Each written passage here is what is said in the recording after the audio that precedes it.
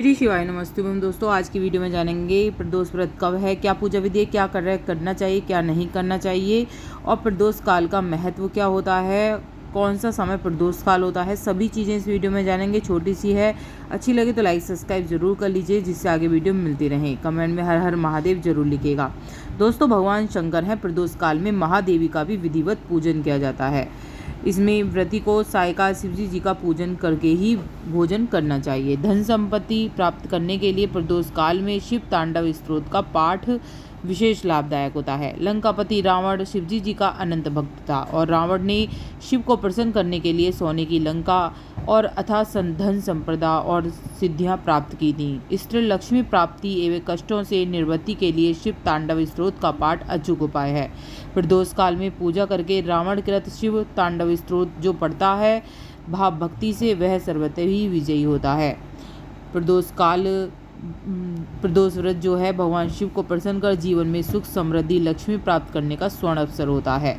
प्रदोष काल में शिव पूजन अत्यंत लाभदायक होता है। रावण के पास जितनी भी धन संपदा थी वह शिव की कृपा सवा ही प्रताप था।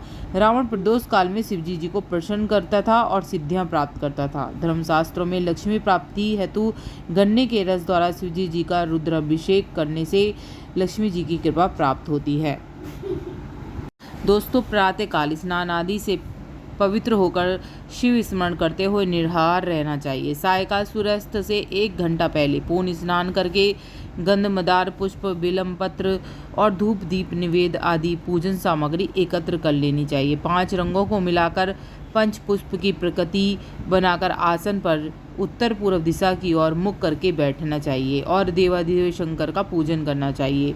पंचाक्षर मंत्र का जाप करते हुए जल चढ़ाएं, जैसे ओम नमः शिवाय, और ऋतुफल अर्पित करें। जल चढ़ाते समय इस बात का ध्यान रखें कि जलधारा टूटे नहीं। इस प्रकार का मंत्र जरूर जापें, ओम नमः शिवाय, ओम नमः शिवाय। जल चढ़ाते हुए यदि आंखें खुली हुई हैं तो दृष्टि जो है आपकी वो जलधारा पर टिकी होनी चाहिए। यदि भक्ति भाव से आंखें मुंद हो गई हैं तो ध्यान जप के शब्दों पर अर्थों के साथ चल रहा होना चाहिए। आपका जिस कामना पूर्ति हेतु आपने व्रत किया है उसकी प्रार्थना भगवान शिव के श्रद्धा भाव से समक्ष रखें। शिव जी के लिए साथ पार्वती जी और नंदी जी का पूजन जरूर करना चाहिए। अपने बिजनेस या फिर पति के बिजनेस की दिन दुगनी रात चौगनी तरक्की के लिए प्रदोष व्रत के दिन शाम के समय रंगोली वाले 5 अलग अलग रंग लेकर शिव मंदिर में जाएं और उन रंगों में एक गोल आकृति की रंगोली बनाएं। अब इस रंगोली में बीचों बीच घी का दीपक जलाएं और हाथ जोड़कर शिव जी का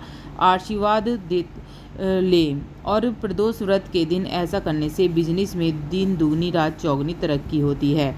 अगर अपने शत्रुओं से परेशान हैं तो आप प्रदोष के समय समी पत्र को साफ कर पानी से धो लें और शिवलिंग पर अर्पित करें। ओम नमः शिवाय का 11 बार जाप करें। ऐसा करने से आपको शत्रुओं से भी मुक्ति मिलेगी। करके देखिएगा, बहुत ही अचूक उपाय है। अब जान लेते हैं कि क्या है इसकी महिमा। दोस्तों, धर्मशास्त्रों में प्रदोष और त्रयोदशी का व्रत मनुष्य को संतोषी और सुखी बनाता है।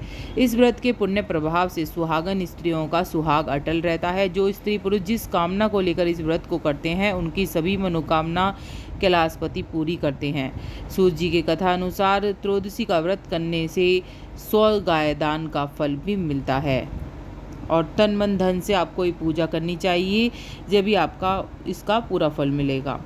विधि विधान से अब जान लेते हैं उद्यापन। विधि विधान से दोस्तों इस व्रत को करके सभी कष्ट दूर हो जाते हैं, इच्छा की पूर्ति होती है। अब व्रत रखने वाले को 11 त्रयोदशी यानी कि 11 कम से कम 11 त्रयोदशी या वर्ष भर की 26 त्रयोदशी भी रख सकते हैं आप, उसका उद्यापन करना चाहिए। उद्यापन के एक दिन पहले घर में गणेश पूजन कर भजन कीर्तन नृत्य रात्रि जागरण करना चाहिए। दूसरे दिन सुबह शुद्ध होकर शिव पार्वती की प्रतिमा स्थापित कर उसका षोडशोपचार विधि से पूजन करना चाहिए। ओम उमा संहिताय नमः शिवाय मंत्र बोलते हुए 108 बार खीर की अग्नि में आहुति देनी चाहिए और हवन के बाद किसी श्रेष्ठ ब्राह्मण आचार्य को भोजन कराकर दान दक्षिणा देकर विदा करना चाहिए। ऐसा करने से व्रती इस लोक में धन धान्य पुत्र आदि से होता है और अंत में मोक्ष की प्राप्ति होती है। दोस्तों, जरूर करिएगा और अगर आपको कोई भी इससे रिलेटेड, प्रदोष व्रत से रिलेटेड कुछ भी पूछना है तो मुझसे ज़रूर पूछ लीजिएगा। टाइम बता देती हूँ, प्रदोष का कौन सा समय होता है।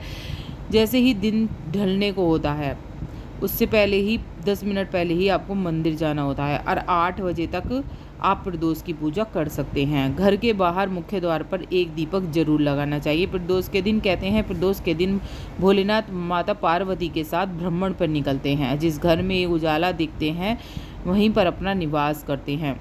प्रदोष के दिन जरूर अपने मुख्य द्वार पर दीपक लगाना है आपको। अब बता देती हूँ प्रदोष व्रत कब कब पड़ रहे हैं। सभी प्रदोष व्रत बताऊँगी मैं इस वीडियो में। सबसे पहले बता देती हूँ जो हमारा उसका है। इसके अलावा जुलाई में 18 जुलाई को पड़ेगा थर्सडे को, जो गुरु प्रदोष व्रत कहलाएगा।